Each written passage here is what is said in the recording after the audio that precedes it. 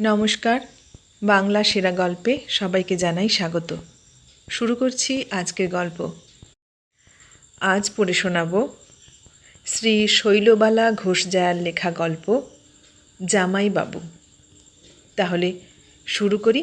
গল্পের নাম জামাইবাবু। ঝমঝম গাঢ় আধার ভরা রাত্রি, দ্বীপ্রহর বোধহয় উত্তীর্ণ হইয়া গিয়াছে। ৮ নম্বরের ডাউন এক্সপ্রেসখানা ঝাঁঝা শব্দে আসিয়া আলোকোজ্জ্বল দানাপুর স্টেশনে ঢুকিল। গাড়ির একটা তৃতীয় শ্রেণীর কামরা হইতে একটি তরুণী মুখ বাড়াইল। নিদ্রাবেশ জড়িত চক্ষু মুছিয়া স্টেশনের নাম পরিচয়টা জানিবার জন্যই বোধহয় ইতস্তত দৃষ্টিক্ষেপ করিতে লাগিল। সহসা একটা দমকা ঝাঁকুনি দিয়া ক্রমশ মন্থর গতিশীল গাড়িখানি একটা আলোকস্তম্ভের গায়ে লেখা স্টেশনের নামটা পড়িল। নিশ্চিন্তের নিঃশ্বাস ফেলিয়া জানালার পাশে বসিয়া পড়িল। অলস দৃষ্টিতে চাহিয়া চাহিয়া সেই বিপুল জনাকীর্ণ কোলাহলমুখর স্টেশনের শোভা দেখিতে লাগিল। সামনে দিয়া ফেরিওয়ালা হাঁকিয়া গেল, পান সিগারেট বাবু, পান সিগারেট। দায়ে পড়িয়া তরুণী উদাসভাবে সরিয়া বসিল। লোকটা অদৃশ্য হইতেই আবার স্বস্থানে আসিয়া প্ল্যাটফর্মে লোকজনের ছোটাছুটি দেখিতে লাগিল। অদূরে পুলের নিচে চশমা চোখে শৌখিন ধরনের শয্যা পরিহিত একটি প্রৌঢ় ভদ্রলোক দাঁড়াইয়াছিলেন। এক হাতে কোঁচা, এক হাতে গ্লাডস্টোন ব্যাগ ধরিয়া তিনি চঞ্চল দৃষ্টিতে এদিক ওদিক চাহিতেছিলেন।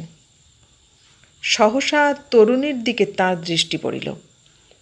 সন্দিগ্ধ দৃষ্টিতে বার কতক ভ্রু কুঞ্চিত করিয়া হঠাৎ দ্রুতপদে সেই তৃতীয় শ্রেণীর কামরার সামনে আসিয়া দাঁড়াইলেন।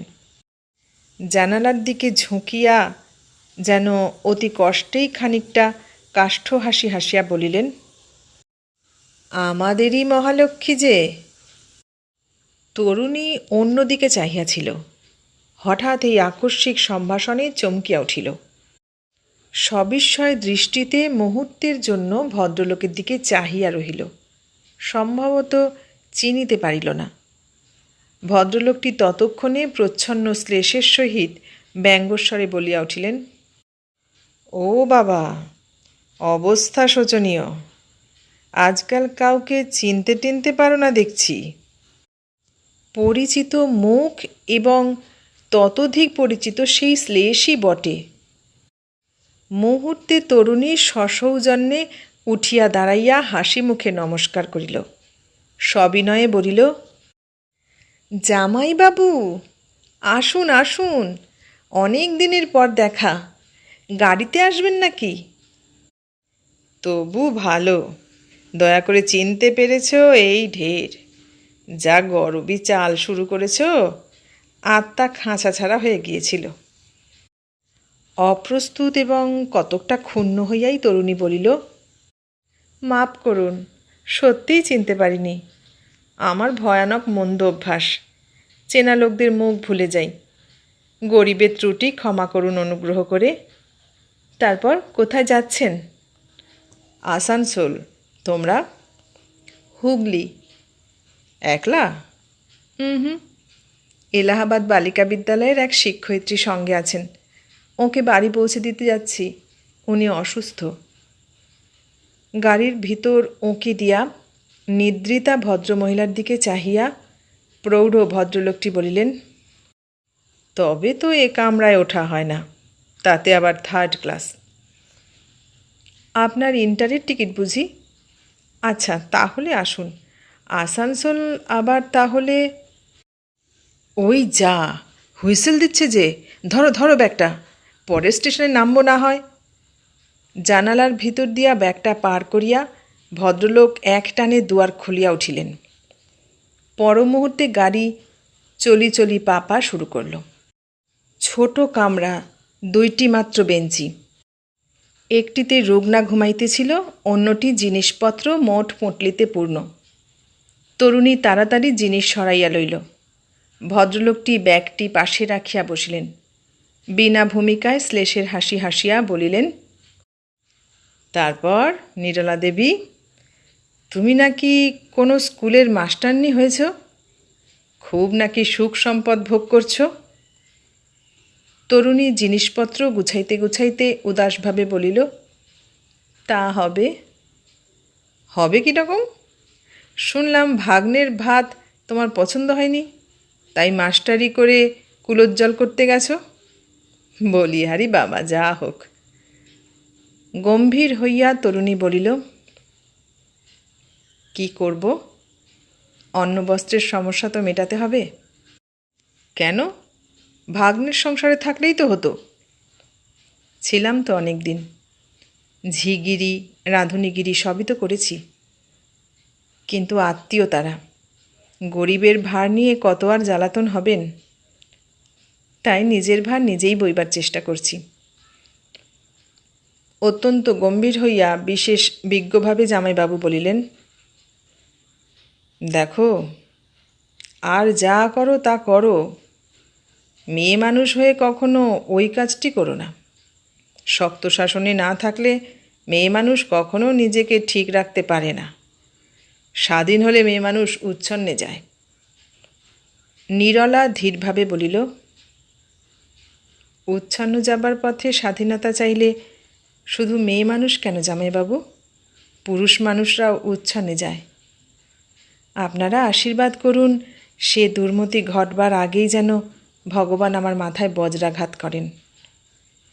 কিন্তু অমানসিক অত্যাচারের হাত থেকে আত্মরক্ষার জন্য একটা স্বাধীনতার দাবি করবার অধিকার মেয়ে মানুষের আছে। আচ্ছা, স্বাধীনতার দাবি করবার অধিকার মানুষের আছে বটে, কিন্তু মেয়ে মানুষ যে আলাদা জাত গো। নিরালা বলিল, অর্থাৎ তারা মনুষ্যবর্জিত? জামাইবাবু উষ্ণ হইয়া বলিলেন, দেখো, আমাদের শাস্ত্র বলছে ন স্ত্রী স্বাতন্ত্র্যম অর্হতি। নিরলা অধিকতর ধীরভাবে বলিল, মনুসংহিতাখানা জামাইবাবুর সমস্ত পড়া আছে কি? শোচন্তি জামায় যত্র বিনাশ্যতাসু তৎকুলম, এ কথাও মনু বলে গেছেন, দেখেছেন কি?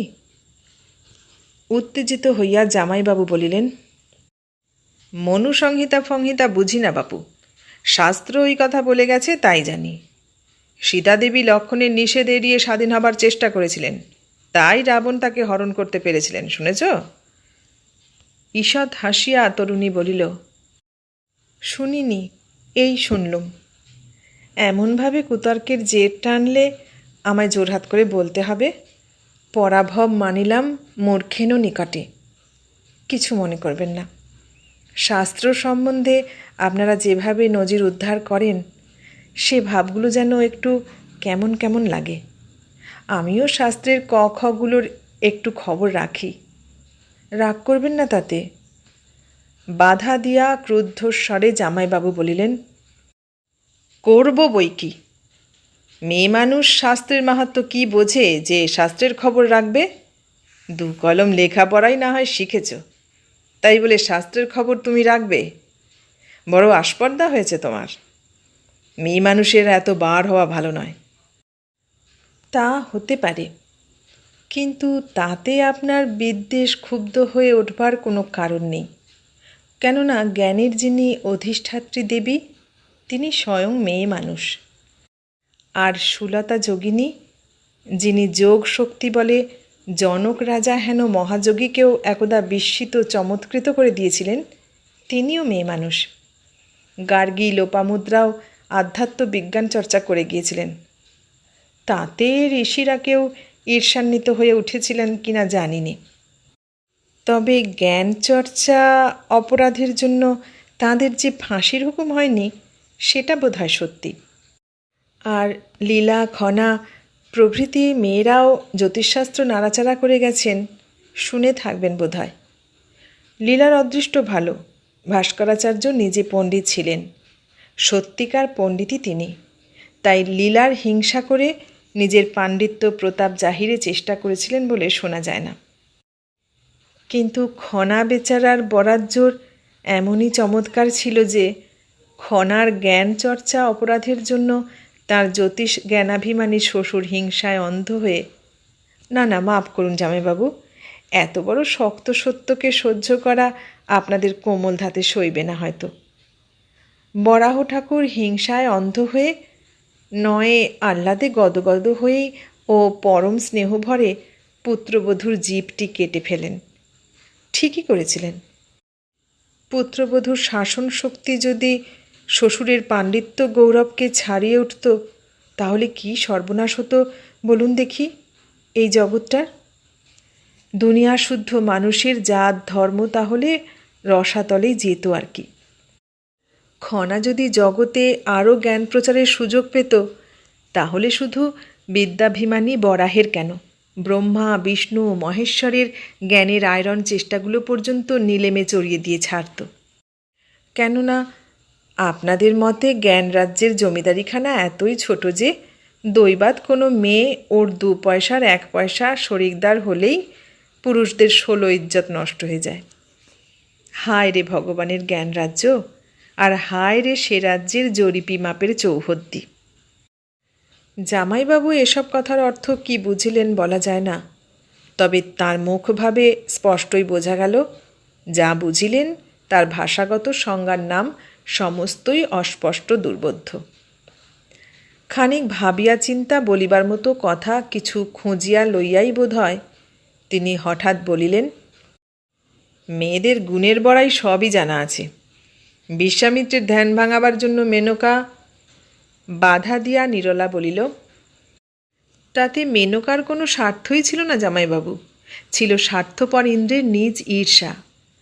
ইন্দ্র যত ডিগ্রি সাধনের জোরে ইন্দ্রত্ব লাভ করেছিল, বিশ্বামিত্রের সাধনার ডিগ্রি তার ওপরে যাচ্ছে দেখে ইন্দ্র মেনকার ওপর হুকুম জারি করে বসেন। মেনকা পরাধীনা, তার স্বাধীনতা থাকলে সে কি করত বলা যায় না। এক্ষেত্রে কিন্তু পরাধীনভাবেই সে আসরে নেমেছিল। তারপর পবন দেবতার বজ্জাতির কথা মনে করুন। কিন্তু আপনাদের বিচার এমনই চমৎকার যে কেলেঙ্কারিটা আসলে করলেন যারা, তাদের নাম ধামাচাপা পড়ল, কেননা তারা পুরুষ। কিন্তু তাদের হুকুম তামিল করে তাদের স্বার্থের জন্য যে আত্মবলি দিয়ে মরল, তার অখ্যাতি জগৎ জুড়ে রহিল, কেননা সে মেয়ে মানুষ। রাবণের রাক্ষসে বজ্জাতির কথাটাও তেমন তীব্রভাবে আলোচিত হয় না, যেমন সীতার ধর্মের খাতিরে গণ্ডির বাইরে পা বাড়ানোর কথাটার ছল খোঁজা হয়। উঠুন বর্দি, ওষুধ খান। হঠাৎ প্রৌঢ়া শিক্ষয়িত্রীকে জাগাইয়া তরুণী ঔষধ খাওয়াইতে ব্যস্ত হইল। জামাইবাবুর কোনো মন্তব্য শুনিবার অপেক্ষা করিল না। জামাইবাবু ফ্যাল ফ্যাল করিয়া চাহিয়া দেখিলেন। দুজনে নিম্নস্বরে কি কথাবার্তা হইল। ঔষধ খাইয়া প্রৌঢ়া গায়ে ঢাকা দিয়া জড়সড় হইয়া শুইলেন। তরুণী হাই তুলিয়া বলিল, জামাইবাবু, বাঙ্কে উঠে ঘুমের চেষ্টা দেখুন না। মস্ত জোরে নিঃশ্বাস ফেলিয়া প্রৌঢ় হতাশভাবে বলিলেন, আর ঘুম? আজ 1 মাস ঘুম কাকে বলে জানি না। তৃতীয় পক্ষের স্ত্রীটি মারা গেছে। আহা, মেয়েগুলো যদি যেত তার বদলে। সে কি, আপনার তৃতীয় পক্ষের স্ত্রীও মারা গেছেন? মোটে 4 বছর ঘর করেছেন নয়? আহা, কি হয়েছিল? বহুদিন থেকেই ভুগছিল। দ্বিতীয় মেয়েটা হবার পর থেকেই সূতিকা ধরছিল, তার ওপরেই ছোট মেয়েটা হলো। তরুণী বাধা দিয়া বলিল, তার ওপরই?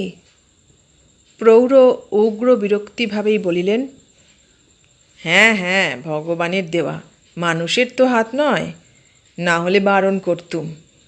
ওই মুখ পোড়া মেয়ে 3টির জন্যই সে অসময় মারা গেল। তরুণী অন্যদিকে দৃষ্টি ফিরাইয়া গম্ভীরভাবে বলিল, বটে। তারপর ছোট মেয়েটি কত বড়? তা 6 মাস হবে। সেও আজ মরে কাল মরে, পুঁয়ে যাওয়া চেহারা। মরে তো আপদ যায়, তা মরছে না তো। অন্যায়, আশ্চর্য স্পর্ধাও বটে। তাকে মানুষ করছে কে? তাচ্ছিল্য ভরে প্রৌঢ় বিরক্ত স্বরে বলিলেন, কে আর করবে, ওর বোনগুলোই করছে। তারাও তো বাচ্চা, কচি বোনটাকে সামলাতে পারে। না পারলে চলবে কেন? প্রৌঢ় ক্রুদ্ধ দৃষ্টিতে তরুণীর দিকে চাহিলেন, যেন তরুণীর প্রশ্নটা ভয়ানক নীতি বিগড়িত, ভীষণ অমঙ্গল দুষ্টা, সুতরাং তার উত্তরটা কঠিন শাস্তিযুক্ত না হইলে ব্রহ্মাণ্ড রসাতলে যাইবে। অতএব রুক্ষ স্বরে বলিলেন, তোমরা কেউ এসে মানুষ করবে কি? তার দিকে কেউ এগোয় না। একটা বিধবা শালী ছিল, তাকে বললুম, সে বললে চড়ক কেটে দিন, গুজরান করছি, ছেলে মানুষ করতে পারবো না। একটু থামিয়া অধিকতর উত্তেজিতভাবে তিনি তীব্র শ্লেষ ভরে পুনশ্চ বলিলেন, সব আপ্তশয়ালির দল, বুঝেছ? মেয়েগুলো সব আপ্তশয়ালি, ওদের জুতোর তলায় পিষে রাখাই ঠিক, না হলেই ওরা উচ্ছন্নে যায়। তরুণী স্তব্ধ। জানালার বাহিরে মুখ বাড়াইয়া প্রৌঢ় সশব্দে হ্যাক থু করিয়া থুতু ফেলিলেন। মুখ ফিরাইয়া ক্রুদ্ধ কণ্ঠে বলিলেন, আর এই মেয়েদের লেখাপড়া শেখানো? দু চক্ষে দেখতে পারি না, এসব ফ্যাশন। লেখাপড়া জানা মেয়ে মানুষ দেখলে আমার শরীর জ্বলে যায়। ঈষৎ হাসিয়া তরুণী বলিল, আমায় দেখে আপনার ভয়ানক রাগ হচ্ছে, আর সেই রাগের ঝালটা এমনিভাবেই নানা ছুতোয় বর্ষণ করছেন। বুঝতে পারছি সব জামাইবাবু, এইসবের জবাব স্পষ্ট করে সত্যি কথায় বলতে হলে সকলের আগে বলতে হয়, হেথা দুষ্টু সরস্বতী, খানিকক্ষণের জন্য দয়া করে কাঁধে ভর দাও, যেন মিথ্যা আর ভণ্ডামির অত্যাচারকে এক হাতে ঠুকতে পারি, যা এইটুকু করো।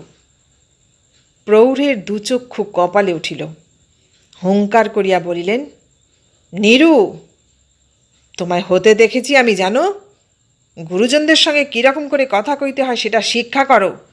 গুরুজনদের সম্মান রেখে কথা বলো। তরুণী স্মিত মুখে বিনীতভাবে বলিল, দেখুন জামাইবাবু, রাগ করবেন না, সত্যের খাতিরে একটা কথা বলতে বাধ্য হচ্ছি, কথাটা মনে রাখবেন। গুরুজনরা যদি নিজেদের গুরুত্ব সম্মানটা বাঁচিয়ে চলতে না জানেন, তাহলে কোনো লঘুজনের ঠাকুরদারও সাধ্যি নেই তার সম্মান বাঁচিয়ে রাখে। অনেকক্ষণ থেকেই বসে বসে অনেক রকম ডেপমি করছেন, চুপচাপ বসে বসে শুনছি সবই। কি ডেপমি করছি? তবে কি বলবো, ভণ্ডামি না ন্যাকামি? কোন বিশেষণটা শুনলে আপনি খুশি হবেন বলুন, তাই বলছি। কিন্তু মাপ করুন, আপনার সঙ্গে ঝগড়া করতে আমার মোটেই ইচ্ছা নেই। ঝগড়া বা রাগারাগির চেষ্টা ছেড়ে দিন, কিন্তু সত্যের খাতিরে যদি সত্য আলোচনায় একটু এগিয়ে আসেন তাহলে বড় বাধিত হই। আপনি শিক্ষিত লোক, আপনার শিক্ষার সম্মানটা একেবারে ভুলে গেছেন। এই কথাটা মনে করতে পারি না, পারি কি? জামাইবাবু একটু নড়িয়া চড়িয়া বসিলেন। অসহিষ্ণু কণ্ঠে বলিলেন, অত ভনিতার দরকার কি? মেয়েদের বেশি জ্যাঠামো আমি বরদাস্ত করতে পারি না, জানো? ওসব আস্পর্ধা দেখে আমার ইচ্ছা করে পা থেকে জুতো খুলে পটাং পটাং বসিয়ে দিই। বাহবা বাহবা, এমন না হলে ইউনিভার্সিটির বিএ ডিগ্রির বাহার খোলে? বা জামাইবাবু, দিন আপনার পা দুখানায় গিয়ে পেন নাম করে একটু পায়ের ধুলো নি। তরুণী সত্য সত্যই গলবস্ত্রে হেঁট হইয়া ভদ্রলোকটির পায়ের কাছে ঢিপ করিয়া মাথা ঠুকিল। সবিদ্রুপ হাস্যে বলিল, নিন জুতা খুলুন, পায়ের ধুলো নি। অটল গাম্ভীর্যে উত্তর হইল, তোমার ভক্তি থাকে নিজ হাতে জুতা খুলে পায়ের ধুলো নাও। তাহলে ভক্তির মাত্রা হ্রাস করে হাত গুটোতে হচ্ছে। শ্লেষ ভরে প্রশ্ন হইল, কেন? গুরুজনদের পায়ে হাত দিলে তোমার জাত যাবে? আজ্ঞে না, আপনি আমার পূজনীয় গুরুজন সেটা সত্যি, তা বলে আপনার জুতোটাও যে আমার পূজনীয় গুরুজন এ কথা মনে করা যায় না। বিশেষ করে আপনার ওই জুতোর তলায় কুটে রোগীর রক্ত পুঁজ মেশানো ধুলো থেকে শুরু করে রাজ্যের সমস্ত নোংরামির বিষ জমা হয়ে রয়েছে। আপনার ওপর ভক্তি দেখাতে গিয়ে ও বিষকে দুহাতে তুলে ভক্তি ভরে মাথায় স্থাপন করলে আমার কল্যাণের চাইতে অকল্যাণ ঘটাই বেশি সম্ভব। আপনাকে তাতে সম্মানের নামে অপমান করাই হয়, নয় কি? কদর্য মুখভঙ্গি করিয়া দাঁত খিচাইয়া মান্যবর জামাইবাবু ভেংচাইয়া বলিলেন, নয় কি? আহা, কি কথাই বললেন! আমার অপমান! আমার অপমান কিসে হবে শুনি? আমি পুরুষ মানুষ, আমি এইখানেই দাঁড়িয়ে। অতি অশ্লীল ইতর ভাষায় তিনি এমন কদর্য উক্তি উচ্চারণ করিলেন যা ভদ্র সমাজে অকথ্য। তরুণীর আপাদমস্তকে উগ্র বিদ্যুৎ ঝঞ্ঝনা বহিয়া গেল। রুগ্না নিদ্রাচ্ছন্না শিক্ষয়িত্রী হঠাৎ তীব্র বেগে উঠিয়া বসিলেন। তীব্র কণ্ঠে বলিলেন, শিক্ষিত ভদ্রলোক নাকি আপনি? কেমনই যে আপনার শিক্ষা, কেমনই যে আপনার ভদ্রতা বুঝতে পারছি নে। নেমে যান গাড়ি থেকে, নামুন এখনই। ইতর সমাজে গিয়ে আপনার ইত্রাম প্রকাশ করুন গে, যথেষ্ট আদর লাভ করবেন। উঞ্চ প্রবৃত্তি শ্রীগালের অন্তঃসারশূন্য গর্বচাতুর্য আস্ফালন যেন অকস্মাৎ কোন তেজস্বিনী সিংহনীর দৃপ্ত হুঙ্কারে স্তব্ধ হইল। মাথা হেঁট করিয়া জামাইবাবু হঠাৎ নিষ্পন্দ হইলেন। বাষ্পরুদ্ধ কণ্ঠে তরুণী বলিল, জামাইবাবু, গুরুজন আপনি সত্যি, কিন্তু আপনার এই নীচতা আমাকে কতটা আঘাত দিলে বলতে পারছি নে। ছি, এত জঘন্য ইতর অন্তঃকরণ আপনার! ইতর কাপুরুষ দর্পের নাম আপনাদের কাছে পৌরুষ? আপনার জিভ আড়ষ্ট হয়ে গেল না নিজেকে এতটা অপমান করতে? জড়িত স্বরে তোতলাইয়া তোতলাইয়া জামাইবাবু বৃদ্ধা শিক্ষয়িত্রীর উদ্দেশ্যে বলিলেন, কথাটা ঠাট্টা মাত্র, ঠাট্টা। সিনসিয়ারলি বলছি, কিছু মনে করবেন না, মাপ করুন আমায়। একটু থামিয়া গলা পরিষ্কার করিয়া উচ্চ কণ্ঠে বলিলেন, নীরুর বড় বোন আমার প্রথম পক্ষের স্ত্রী। বাধা দিয়া নিরালা অর্থাৎ তরুণী বলিল, তার জন্য আমার মাথাটা আপনি এমন করে কিনে রাখেননি যাতে আমার 14 পুরুষ উদ্ধার করবার মতো বোল ঝাড়তে পারেন। অপ্রিয় সত্যকে চেপে যাওয়াই মঙ্গল, দুঃখময় অতীত স্মৃতির যন্ত্রণা ভুলে যাওয়াই ভালো। কিন্তু আত্মীয়তার সম্পর্কের দম্ভটা যখন বড় দম্ভভাবেই উচ্চারণ করলেন, তখন বড় দুঃখেই স্মরণ করিয়ে দিতে বাধ্য হচ্ছি জামাইবাবু, সম্পর্কটা মনে আছে, আর সে সম্পর্ক দম্ভের শাস্তি লাঞ্ছনাটা চিরদিন খুব ভালো করেই মনে থাকবে। যৎপরনাস্তি আশ্চর্য হইয়া পরম নিরীহভাবে জামাইবাবু বলিলেন, কেন, কিসের শাস্তি লাঞ্ছনা? ম্লান বেদনায় হাসি হাসিয়া তরুণী বলিল, আর সে পুরনো কাসুন্দি ঘেঁটে লাভ কি? আপনার অনুগ্রহে আমার বাপ মার 14 পুরুষ উদ্ধারটা বহুদিনই হয়ে গেছে। বাপ মাও আজ স্বর্গে, দিদিও আপনার পাশব নির্যাতনের অনুগ্রহে অকালে দেহ রক্ষা করে বেঁচেছে। কার জন্যে বলবো আর? চোখ লাল করিয়া জামাইবাবু ধমকাইয়া বলিলেন, কি পাশব নির্যাতন? জানো, স্বামী স্ত্রীর সম্পর্কটায় পশুভাবের কথা আসতেই পারে না। হিন্দু ঘরে সেটা পবিত্র দেবভাবপূর্ণ। বৃদ্ধা শিক্ষয়িত্রী তীক্ষ্ণ স্বরে বলিলেন, শুধু পবিত্র নয়, অতি পবিত্র, সুন্দর, আদর্শ, স্বর্গীয়, গৌরবপূর্ণ, মহাপবিত্র দেবভাব। একটু অনধিকার চর্চা করতে বাধ্য হচ্ছি, ক্ষমা করবেন আমায়। আপনাকে আঘাত করা আমার উদ্দেশ্য নয়, কিন্তু যা নির্লজ্জ ভণ্ডামি শুরু করেছেন, অত নির্লজ্জতা সহ্য করা সম্ভব নয়।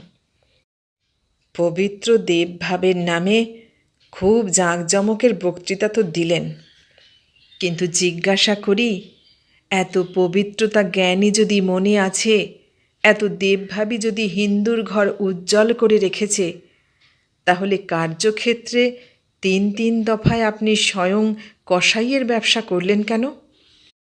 ব্যথিত স্বরে নিরলা বলিল, কসাইয়ের ব্যবসা এর চাইতে ঢের ভালো বড়দি, ঢের ভালো। কসাইয়েরা দাম দিয়ে জানোয়ার কিনে এনে জবাই করে, কিন্তু এই যে বাংলার হতভাগা মেয়ে জবাই করবার ব্যবসা, যে ব্যবসা বাংলার বাবার দল ভিটে মাটি উচ্ছন্ন করে চালাচ্ছেন, এই নৃশংস ব্যবসার কোথাও তুলনা নাই। বাংলার বাবাদের বুক হাতুড়ির ঠোক করে গুঁড়ো হয়ে যাচ্ছে, প্রতিদিন হাজার হাতুড়ির ঘা সে বুকে বাজছে, কিন্তু এমন অগাধ আলস্যপরায়ণ উদার ধর্মশীল বাবার দল আর কোনো দেশে নাই। ধর্মের নামে এত অধর্মের অত্যাচার আর কোনোখানে এমন অবাধে চলেনি যেমন বাংলার বাবারা চালিয়েছেন। না জামাইবাবু, আপনাকে আমি কিছু দোষ দিচ্ছি নে। কিসের দোষ আপনার? লাথির উপর লাথি, ঝাঁটার উপর ঝাঁটা, জুতোর উপর জুতো বর্ষণে করায়ত্ত অসহায় দুর্বল নারীর ওপর নৃশংস শাসন ক্ষমতা প্রচারের নাম যদি দেবত্ব মহিমা হয়, তবে একবার কেন 1,00,000 বার আপনি দেবতা। আপনাদের এ দেবত্ব এহেন স্বর্গীয় দেবভাব। নিদারুণ যন্ত্রণার নিষ্পেষণে নিরলার কণ্ঠরোধ হইয়া গেল। ঠোঁটে তার অসাধারণ সংযমহীন পরিহাসের হাসি এখনও জাগিতেছিল, কিন্তু চোখ দিয়া উচ্ছল উচ্ছ্বাসে সহসা দরদর জলস্রোত বহিয়া সে হাসির উপর ঢেউ খেলিয়া গেল। চট করিয়া জামার আস্তিনে চোখের জল মুছিয়া সে আবার সোজা হইয়া বসিল। অনুত্তেজিত ধীর কণ্ঠে বলিল, জামাইবাবু, বুঝি সব, জানি সব, কিন্তু আছি বোকা হয়ে। জানি না কি জামাইবাবু, যেখানে আপনার মতো মহৎ, উন্নত, রুচিসম্পন্ন, মহাপৌরুষমন্ত্র বীরের দল দাঁড়িয়ে আছেন, সেখানে আপনাদের মা বোন স্ত্রী কন্যার সম্বন্ধে সমস্ত ন্যায় জুতার তলায় গুঁড়ো হয়ে গেছে। আপনাদের কাছে সত্যি সত্যি কুলোটাদের মূল্য আছে, কুলোবালার মূল্য নাই। ভদ্র, মহৎ, স্বাধীন, উদার, পূজাহ দেবতা আপনারা। আপনাদের ঘরে পবিত্র দেবভাব, সেই লাথি ঝাঁটা জুতোর সম্বন্ধটার মধ্যে পশুভাবের গন্ধ আছে বলে কেউ সন্দেহ প্রকাশ করলে রাগে আপনাদের চোখ লাল হয়ে উঠবে বই কি। কিন্তু যখন আমার বড় বোন ওই পবিত্র দেবভাবের মাহাত্ম্যে সিফিলিসের বিষে জর্জরিত হয়ে পড়ল, পবিত্র দেবভাবের মহত্ত্বহানির অজুহাতে যখন তাকে জ্যান্ত কবরস্থ করার মতো যন্ত্রণায় মাসের পর মাস 2 বছর ভুগিয়ে মারা হলো, তখন না দেবতা, আপনি সত্যি এই তো নির্জলা দেবত্বের আদর্শ। পৃথিবীর কোনো দেশ এই আদর্শের জুড়িদার আদর্শ দিতে পারবে না। তারপর আরও একটু বলছি, অতিশয় ক্লেশের সঙ্গেই বলছি, আমার দিদি আপনাকে জ্যান্ত দেবতা বলেই মনে করতেন, সেটা সত্যি। আপনাদের ভণ্ডামির সম্মোহন মন্ত্রে তিনি এমন নিখুঁত দীক্ষা লাভ করেছিলেন যে আপনার সমস্ত পশুত্ব অন্যায় তার চোখে ন্যায় ছিল। এমন ন্যায় যে আপনি আপনার ভাজ ভাইপো সেই নাবালক আর বিধবাদের গ্রাসাচ্ছাদনের উপায়টুকু জাল জোচ্চুরির সাহায্যে ঠকিয়ে নিলেন। দিদি আমার সেটাও দেবত্ব বলে অকপট চিত্তে মেনে নিলেন এবং সেই সূত্রে পাড়ায় পাড়ায় কোঁদল করে আপনার পক্ষ সমর্থন করে এলেন। আদর্শ সহধর্মিণী তিনি, সন্দেহ নেই। তারপর সে সম্পত্তি আপনি যখন বদমাইশিতে ফুঁকে দিলেন, তখন দিদি সেটাও দেবলীলা মেনে নিলেন এবং পতিব্রত্যের মহিমা প্রচার করবার জন্য, না ভুল হলো, আপনার ওই দেবভাবের মহিমা বলেই আপনার কুৎসিত ব্যাধির অংশভাগিনী হলেন। পুরুষ আপনি, স্বাধীন, পয়সার থলি আপনার নিজের হাতে, তাতে আপনি স্বয়ং দেবতা। আপনি নিজের চিকিৎসা করিয়ে সুস্থ হলেন, কিন্তু আপনার স্ত্রী, না, সে স্ত্রীলোক, পরাধীনা, তার অর্থ সঙ্গতিহীনা, আপনার অনুগ্রহ প্রত্যাশী। তার উপর দেবতার সহধর্মিণী দাসী সে, সুতরাং তার চিকিৎসার কথাটা কেউ মুখেও আনলে না। সে যখন বিছানায় পড়ে শুষছে, তখন অন্য স্ত্রী সংগ্রহের সশব্দ আয়োজন উৎসব শুরু হয়ে গেল। সে শুনতে পেয়ে গভীর বেদনা ভরে কাঁদলে। মূর্খ সে, বুঝলে না দেবভাবের চরমোৎকর্ষ ফলই ফলছে। এই মধুরোজ্জ্বল দেবত্ব, এই মহামহিম দেবভাব, এই পশুভাবপূর্ণ প্রকাণ্ড পৃথিবীটার আর কোথাও নাই। যা আছে শুধু আপনাদের ঘরে। ঠিক কথা। ঝাঁ ঝাঁ শব্দে গোটাকতক স্টেশন পার হইয়া গাড়ি সেই সময় আর একটা স্টেশনে আসিয়া থামিল। অপ্রসন্ন মুখে বিড় করিয়া বকিতে বকিতে জামাইবাবু মরিয়া রকমের এক লাফ দিলেন। দুয়ার ঠেলিয়া দ্রুত নামিয়া পড়িলেন। কোনো সৌজন্যের খাতিরে বিদায় সম্ভাষণ সূচক একটা শব্দও উচ্চারণ করিলেন না।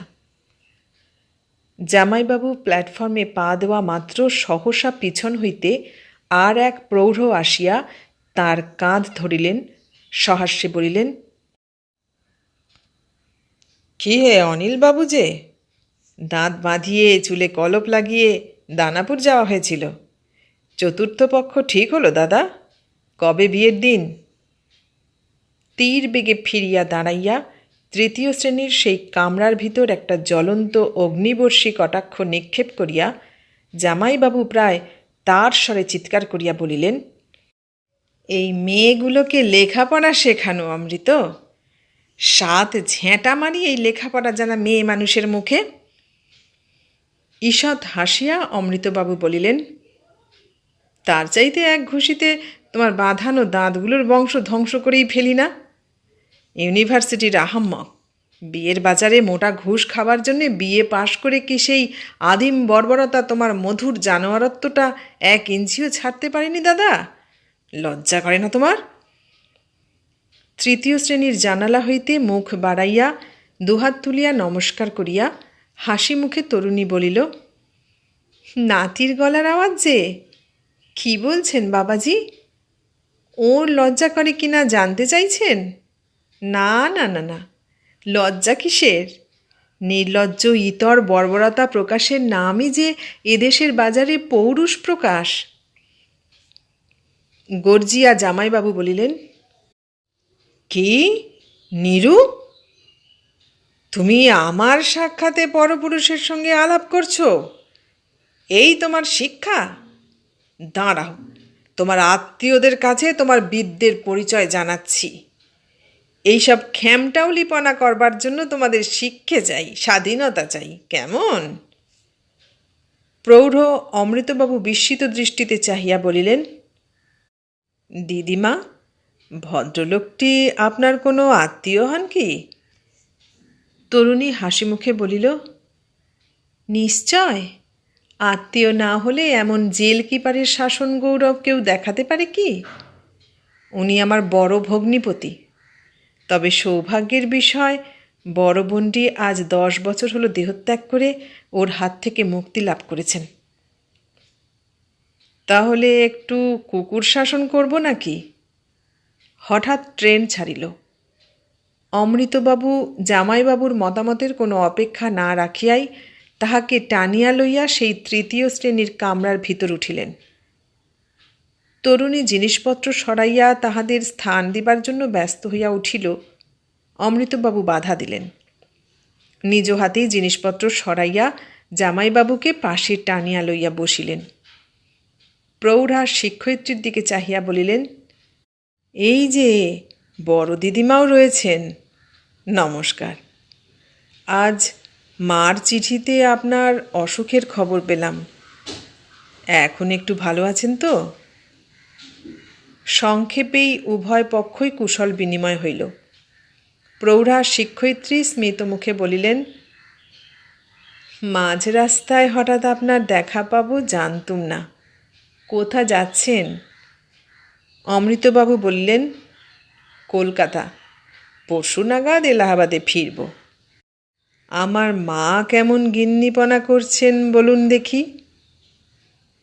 হাসিয়া শিক্ষয়িত্রী বলিলেন, খুব। এইসব মোটঘাট বাঁধা ছাঁধা থেকে শুরু করে গাড়ি ডাকিয়ে আমাদের বিদায় করা পর্যন্ত সব কর্তৃত্বই তার হাতে। আপনার ম্যানেজার মশাইকে সঙ্গে দিলেন, তিনি টিকিট করে গাড়িতে তুলে দিয়ে গেলেন। নিরলা স্নেহময় স্বরে বলিল, সার্থক মা পেয়েছেন আপনি। শিক্ষিত পিতা ঢের আছেন, কিন্তু মেয়েকে এমন শিক্ষায় গড়ে তুলতে মনোযোগ খরচ করবেন এমন সাখরচে পিতা এদেশে খুব কম। আপনার মতো একটি পিতার মুখ দেখতে পেলেও আনন্দ গৌরবে আমাদের বুক 10 হাত হয়ে ওঠে বাবা। আর্দ্র কণ্ঠে অমৃতবাবু বলিলেন, আপনারা আশীর্বাদ করুন মা। আমার মাটাকে আমি যেন জগতের মা হবার যোগ্যতায় গড়ে রেখে যেতে পারি। এই অধঃপতিত দেশে মাতৃশক্তির যে লাঞ্ছনা ঘটছে তার বিরুদ্ধে আমার মাটাকে যেন মূর্ত তিরস্কারের মতোই উদ্যত বজ্রের মতোই উগ্র কঠিন হয়ে দাঁড়াতে দেখি। লক্ষ্মী ছাড়া দেশ, লক্ষ্মী শক্তিকে নির্যাতন করে তুমি লক্ষ্মীশ্রী লাভ করবে? ভগবানের বিচার এতই বেহিসেবি ভেবেছ? প্রৌঢ়ী শিক্ষয়িত্রী বলিলেন, হ্যাঁ, এদেশ তাই ভেবে রেখেছে। এদের বিচারে তাই ভগবান শুধু বেহিসেবি নন, তিনি রীতিমতোই ভণ্ড, জোচ্চোর, প্রতারক। এদের সুখ সম্পদ ভোগের অধিকারটা ভগবান শুধু জোচ্চুরি করে কেড়ে নিয়েছেন তা নয়, তিনি নেহাত শয়তানি করেই এদের শক্তিগুলো চুরি করে নিয়েছেন। নইলে শক্তি থাকলে এরা মানুষগুলোর, অর্থাৎ মানুষ বলতে যাদের বোঝায়, তাদের মাথা হাতে কাটত।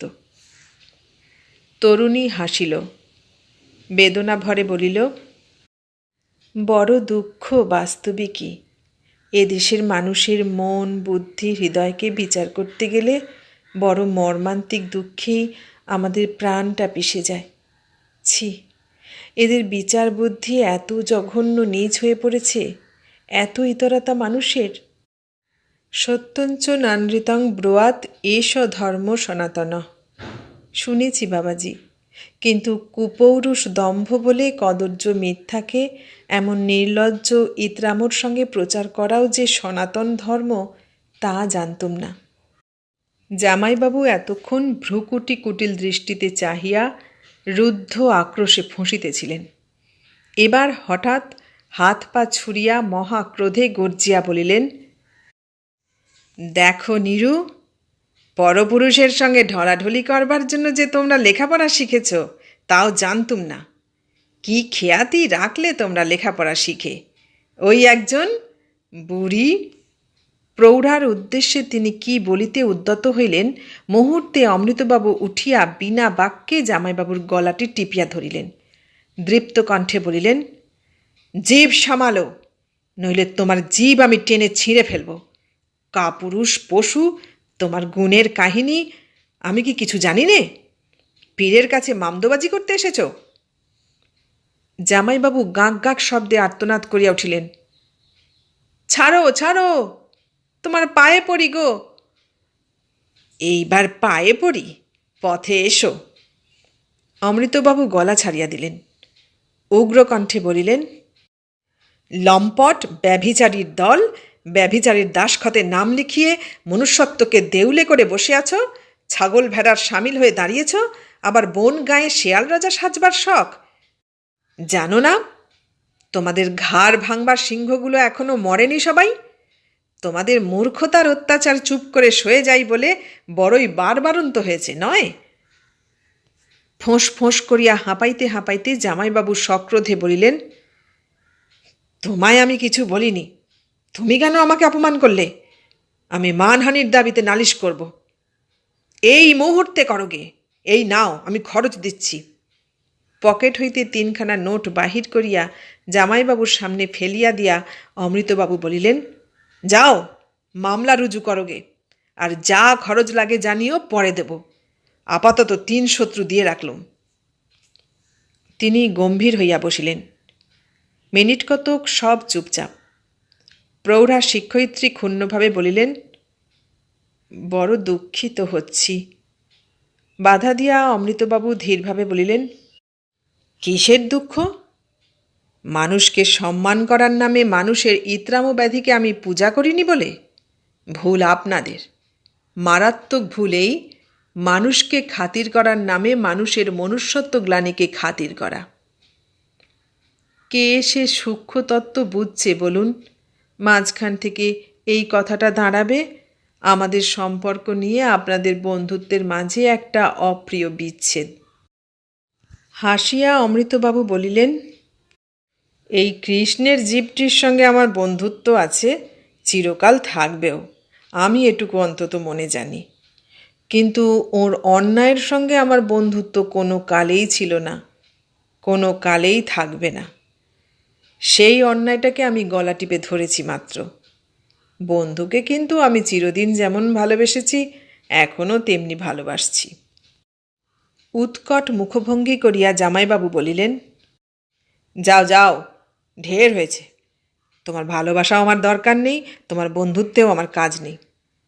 অসময়ে তুমি একদিন আমার ঢের উপকার করেছিলে, আজ তার শোধ নিলে।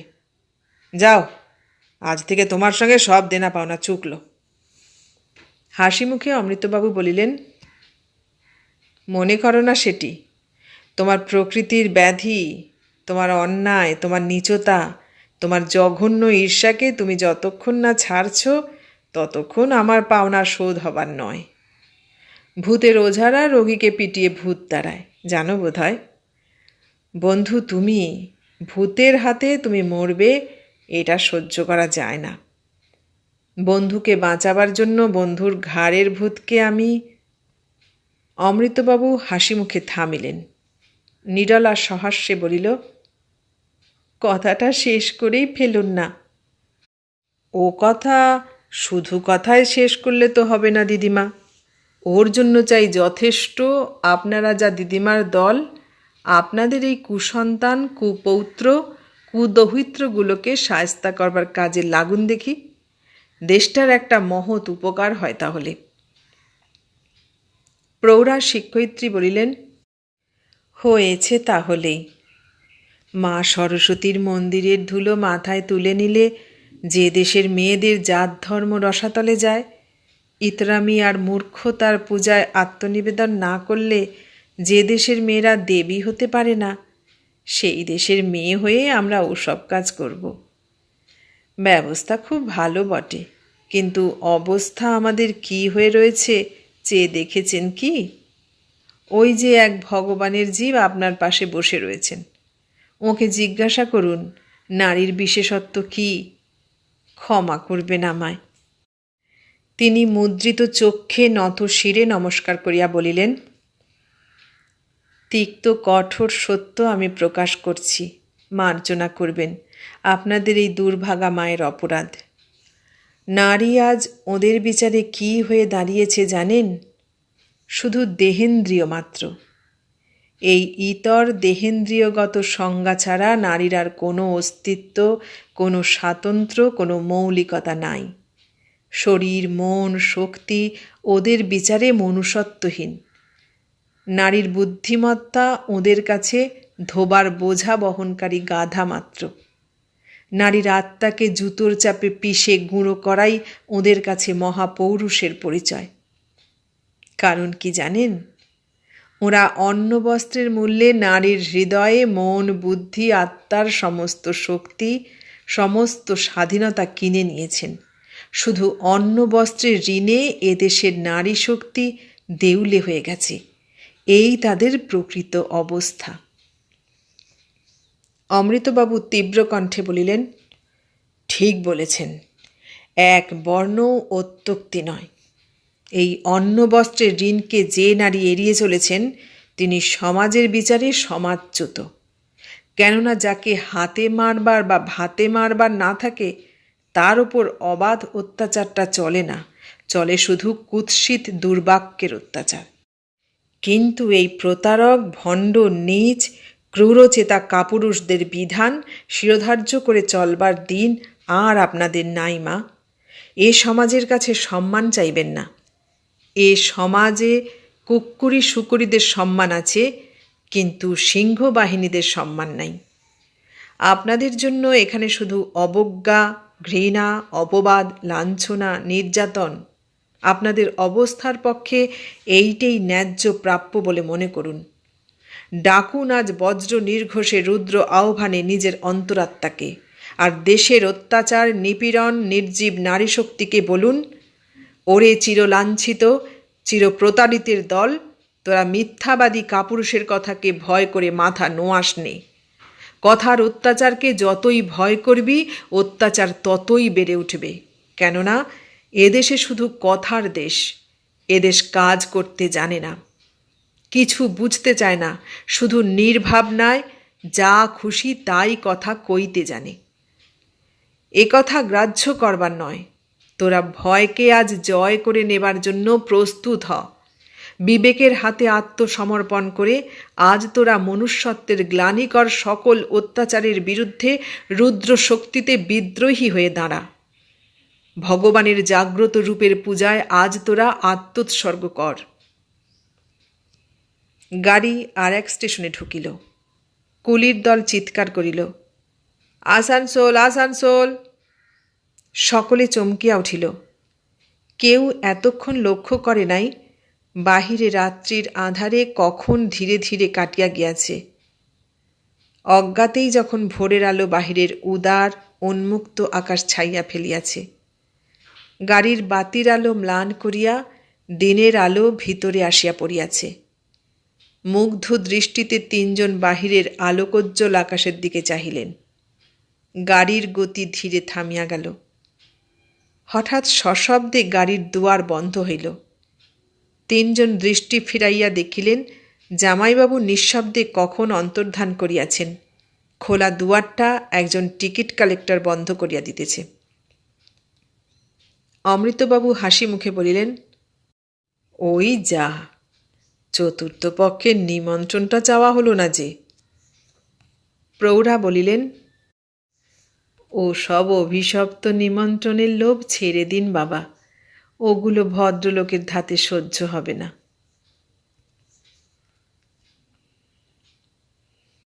এতক্ষণ শুনলে সাহিত্যিক শ্রী শৈলবালা ঘোষজায়ার লেখা জামাইবাবু গল্পটি। কেমন লাগলো? ভালো লাগলে লাইক, কমেন্ট, শেয়ার করো, আর নতুন বন্ধু হলে সাবস্ক্রাইব করার অনুরোধ রইল। সবাইকে অনেক ধন্যবাদ জানিয়ে আজ এখানেই শেষ করলাম।